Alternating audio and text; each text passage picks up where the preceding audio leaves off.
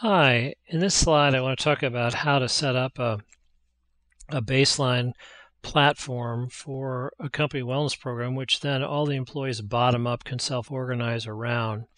And I would encourage anybody that's, started unsuccessful wellness programs or thinking about a wellness program to go to my website, amerifield.com, click the Insights button and read Insight number 25, which is entitled Winning Service with a question mark, drink 2 to 4 glasses of water daily.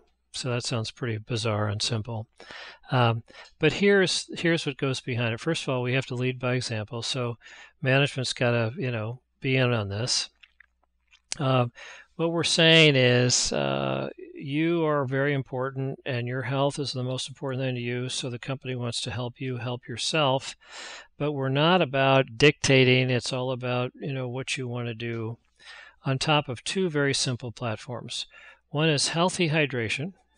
So, you do a little research on this and find that, our body is 70% water in total. Our brain is 85% water. Our bloodstream is 92% water. So in our brain, how often do we change that fish tank and get rid of the garbage? In the interest of having an active, good mind and not having Alzheimer's when we get older, imagine if we drank good quality water in sufficient quantities every day to keep moving the garbage out of there. And because we got some aerobic exercise, we open up all the capillaries to let the good water get in, to get the garbage out, and that will help us function longer. So that's kind of a story. And in the article, I suggest having a little team that does some research on healthy hydration. The company sponsor some special best water to drink. It might be purified, this kind of water. It might be ionized water.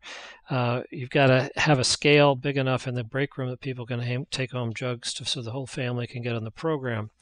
But, basically, if people drink an extra glass of water at 10 and an extra glass at 2, an extra glass at 4 p.m. in the afternoon, ideally swapping out a diet soda, which is pure poison, for water, even better.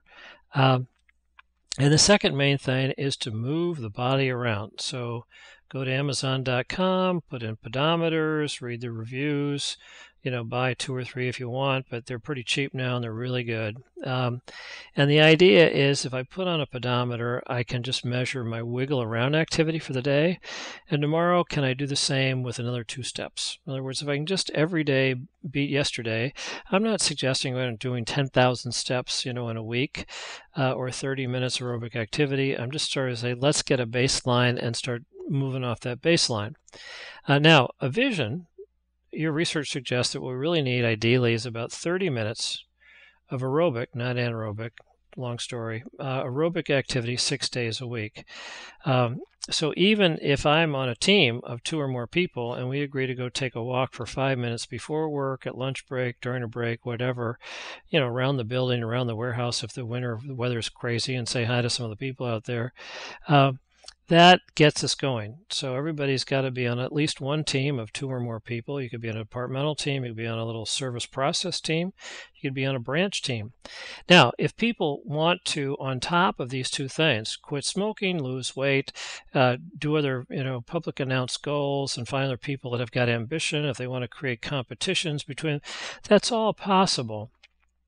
But in the good news bulletin, we're just going to report, any kind of incremental progress with percentages, or, Betty Lou, just hit 15 days in a row where every day she did more steps than the day before. We're not talking about, 2 steps more every day off no base. It doesn't matter.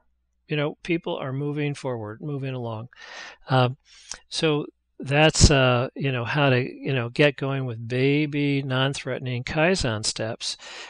Be prepared for quite a big placebo effect. In other words, if people, for 2-3 days start drinking special water out of a special machine and drinking a little bit more, they'll start to feel that, and probably there is something to it. They probably are feeling a little bit more mentally alert and have a little bit more energy and so forth. So now, in my article, I refer to the book, The Power of Habits, and how Alcoa did a big turnaround by saying safety is absolutely number one first. We're going to go for 0 injuries in a highly unionized environment.